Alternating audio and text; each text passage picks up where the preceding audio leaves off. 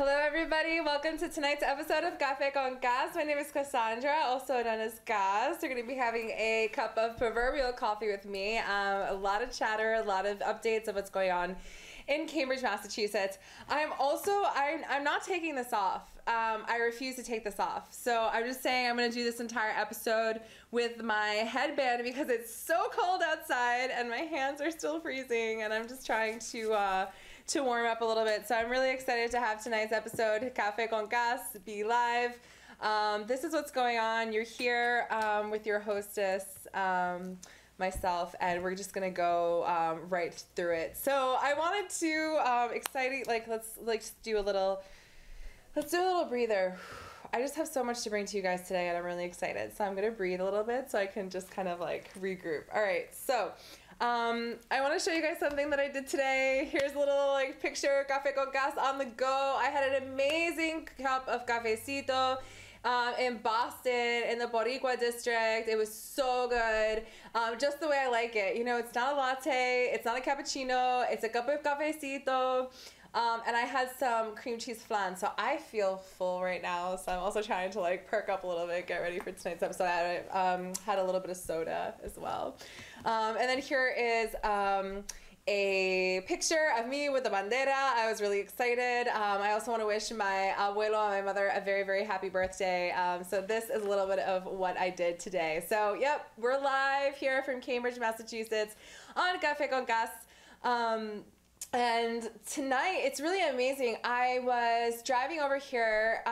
It's freezing. Yes, I drove. Yes, I care about the environment, but I drove. Let's do a little turn and turn PMP. Anyway, so I was making my way over to the studio, and I was just like, I was just thinking, you know, on Friday night I was here, and when I was here I participated in a student demonstration all the way up to the bridge on Mass Ave. So it was really interesting walking over. I was like, wow, I was walking in the middle of the street when I was here prior. So I wanted to bring you guys enough of this yapping, the gift of gab. It is such a beautiful gift, but you have to be mindful how you use it. We're gonna do a little PMP, and I'm gonna do something that here we go.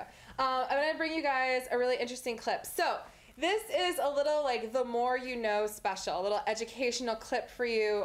It's a great clip, and it's a WikiHow article on how to stop absorbing other people's emotions.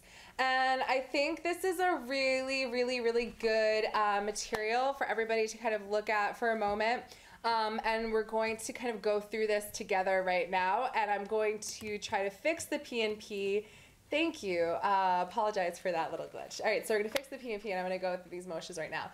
So this was a really difficult week, as I had mentioned and I had brought up last week. I brought up a lot of pictures from the demonstrations that were going on for the lack of indictment in the grand jury and the decision not to try any of the officers who shot and killed Eric Garner, Michael Brown, and then unfortunately this is just one blip in the spectrum of shootings. So in that spectrum, there's been a lot of activity, a lot of social media activity, and I've just been looking a lot online, and I've just been trying to take a step back and say to myself, how can I actively remain engaged in the conversation, and also how can I not absorb other people's emotions? So this is going to be a really interesting tool that I'm going to just go through a little bit right now.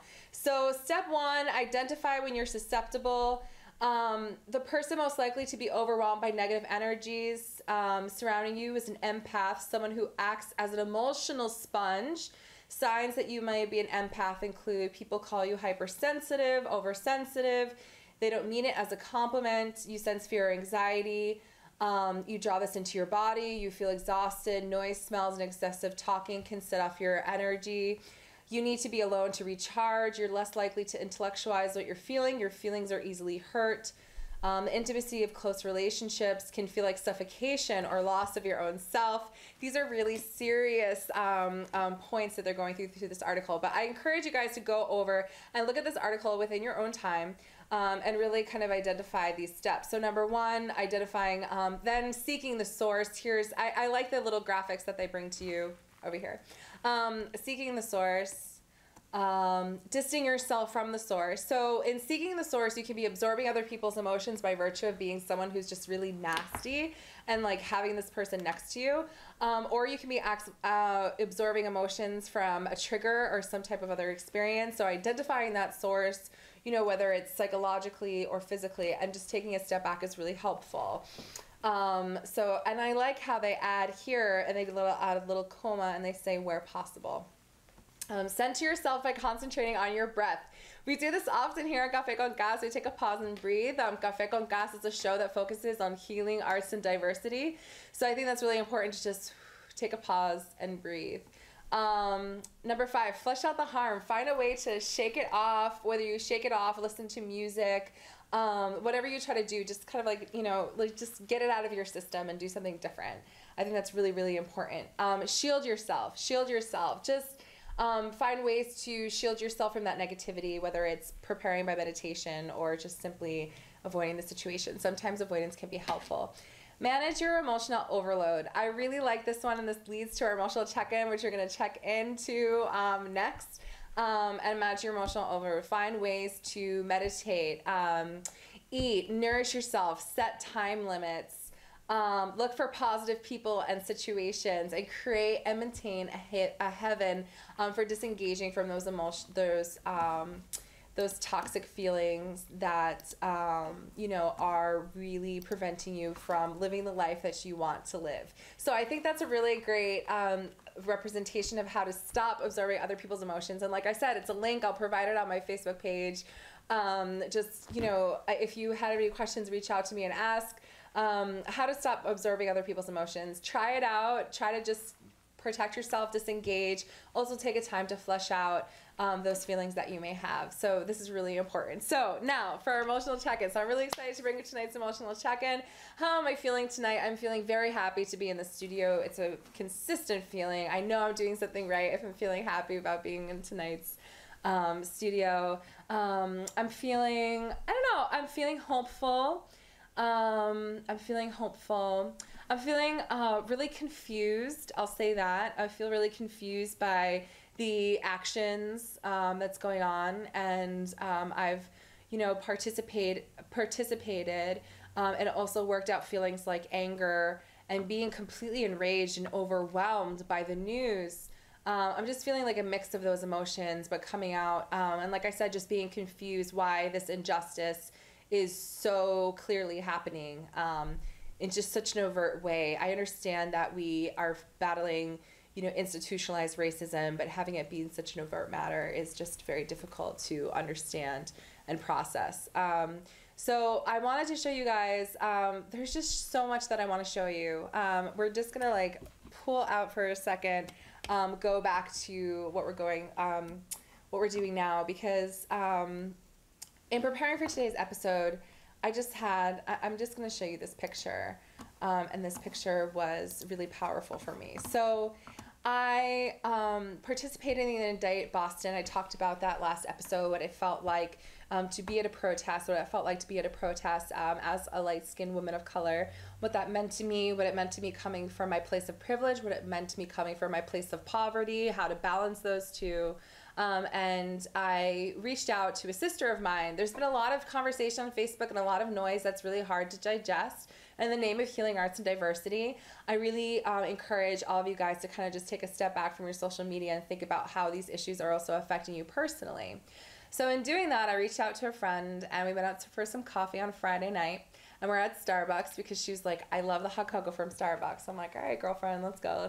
So we go to Starbucks, and it was really powerful. All of a sudden, we just heard a bunch of chanting, and I'm like, what is going on? I'm like, the Harvard-Yale game already happened. You know, that's really when Harvard, like, hits the streets. So I'm like, what's going on? So I look out the window, and it's hundreds and hundreds of people marching. And it's not just 10 people, but, you know, 10 became 20, and 20 became 30, and 30 became 100. And then I said, let's go outside. And my friend said, with Starbucks, I'm like, all the more American, you know, like, screw that. We're indulging in this moment. Let's just go and exercise our right to peacefully protest. So I wanted to show you just a couple of images from this experience that we had. And I'm just going to switch the PMP because I want you guys to get more of an experience. So on a local Cambridge beat, this is Cambridge and Mass Ave at the intersection. where Prospect Street meets, let's see, Prospect turns into Western, and then it meets Mass Ave, and that's Central Square, and that was a die-in, and a die-in is a physical demonstration, and like I said, and I emphasize, peaceful protest. A die-in is a physical demonstration, and this particular physical demonstration had a timestamp on it, and it was 4.5 minutes to represent 4.5 hours that Michael Brown lay there on the pavement. So there was a very somber moment in that, and it was a silent moment. And to my bottom, in the bottom screen, people can continue to walk. So I joined this, all of a sudden, you know, the organizers are telling us, directing our bodies, we're willfully participating in this movement of solidarity, a term that I went over last episode on Café con Gas, coming together for a cause. And we kept walking, and this was a really powerful experience. So here is the first slide, and I just kind of show that, just the quickness of it. I was like, let's go. Then there was a second die-in near, well, actually, this is probably the fifth die-in. It was coming from Tufts University by MIT. And then this is the point where we encountered a blockade of police. And at this point, I have to be very, very clear with the audience in terms of emotional check-in. At this point, you know, when there's a blockade of police and police holding batons, I was very sad and I felt scared. And I knew I was there peacefully, but what can momentarily drive someone over the edge? What can momentarily drive people over the edge? You know, what are those moments that can happen? How can the mood shift? It was just a very scary moment. And as I said, I'm going to just switch back to this other PAP angle. It was really beautiful to participate, but at the same time, I just had this moment of like, wow, this is very profound. So we sat down, which I felt really comfortable with. And we waited to negotiate at Amber Rose Speaks. She's an organizer from Tufts. She negotiated with the police. This is a picture of her. And that's a picture of the demonstrations overhead, so kind of the juxtaposition of the two. Ending at the moment on the Cambridge Bridge, where everybody was talking about the message, how this isn't just an isolated act, but it's a moment that we all need to come back and be together and find a way to have dialogue, not only in a unit where we're all demonstrating, but also like in our daily lives. So again, for me, I've had a really difficult week processing all of this information, and I just said to myself, what am I doing? What is my purpose? I'm here to talk about healing. So again, you know, healing, what is healing? Healing, verb used with an object to make healthy, whole, sound, restore to health. I don't talk about healing in any way that rushes people through this process. And I think that's something that's like really, really important to understand. I'm not rushing anybody through this process, but after participating in this beautiful demonstration of bodies moving together and demonstrating and showing people who are coming back from work, or showing the police that, look, you know, we're not just going to wait for the news to be reported to us. We want justice. We want to help participate and understand that, you know, like, we want a response, that democracy is active and we can achieve justice. So I think it was a really powerful experience in coming together, and also very somber. I feel very somber, and in this moment, I just, you know, I also ask moments to be very vocal, but also moments of silence to honor those who cannot be mentioned, honor those who have suffered, and also be very clear and concise that, you know, just take a moment and pause to listen to the experiences around you. Take a moment and pause to do that with the people that you trust and that you love. And really, like I said, there's so much going on in the world, and I go back to I go back to this really powerful image for me that's outside, that's in Harvard Square on Church Street, saying indication of harm, not proof of harm, is our call to action. And while everything is going on, I would just encourage everybody, if you know somebody who is having a really hard time and indicating that they're in a harmful situation, indicating that they're struggling with some type of racism in their classroom, indicating that they're struggling with a situation, listen to them, turn up and show up and walk and talk, but also really listen to your neighbors, listen to other people who are directly around you.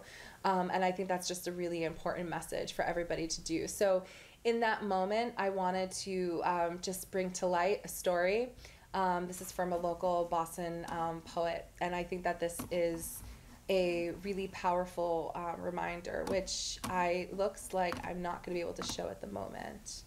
Hold on one second. Let me just double check if this is working.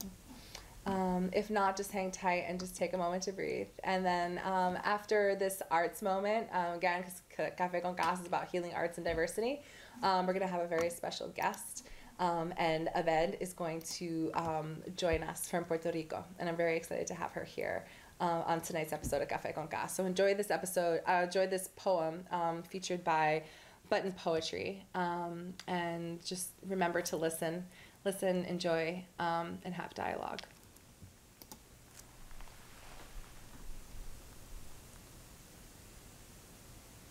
So I'm driving down the street with my 4-year-old nephew. He knocking back a juice box, me a Snapple. Today, y'all, we are doing manly shit. I love watching the way his mind works. He asks a million questions. Uncle, why is the sky blue? Uncle, how do cars go? Uncle, why don't dogs talk? Uncle, uncle, uncle. He asks uncle, uncle, uncle. He asks uncle, uncle, uncle, as if his voice box is a warped record. I try my best to answer every question I do. I say it's because the way the sun lights up the outer space is because engines make the wheels go. It's because their minds aren't quite like ours. I say yes, no, no, yes, no, yes, no. I don't know. Who knows? Maybe. We laugh. He smiles, looks out the window, spots a cop car, drops his seat and says, "Oh man, Uncle, 5-0, we gotta hide." I'll be honest. I'm not happy with the way we raise our black boys. Don't like the fact that he learned to hide from the cops well before he knew how to read. Angrier that his survival depends more on his ability to deal with authorities than it does his own literacy. Get up, I yell at him. In this car, in this family, we are not afraid of the law. I wonder if he can hear the uncertainty in my voice. Is today the day he learns that Uncle is willing to lie to him? That I'm more human than I am hero. We both know the truth is far more complex than do not hide. Both know too many black boys who disappeared, names lost, know too many Trayvon Martins, Oscar Grants, and Abner Louimas, know too many Sean Bells and Amadou Diallos, know too well that we are the hard-boiled sons of Emmett Till still. We both know it's not about whether or not the shooter is racist. It's about how poor black boys are treated as problems well before we're treated as people. Black boys in this country cannot afford to play cops and robbers if we're always considered the latter. Don't have the luxuries of playing war if we're already in one. Where I'm from, seeing cop cars drive down the street feels a lot like low-flying planes in New York City. Where I'm from, routine traffic stops are more like minefields. Any wrong move could very well mean your life. And how do I look my nephew in his apple face and tell him to be strong when we both know black boys who are murdered every day simply for standing up for themselves? I take him by the hand, I say be strong. I tell him, I say be smart. Be kind and polite. Know your laws. Be aware of how quickly your hand moves to pocket for wallet or ID. Be more aware of how quickly an officer's hand moves to holster for gun. Be black. Be a boy. Have fun. Because this world will force you to become a man far more quickly than you'll ever have to need to. He lets go of my hand, but Uncle, he asks, Uncle, what happens if the cop is really mean? And it scares me to know that he, like so many other black boys, is getting ready for a war I can't prepare him for.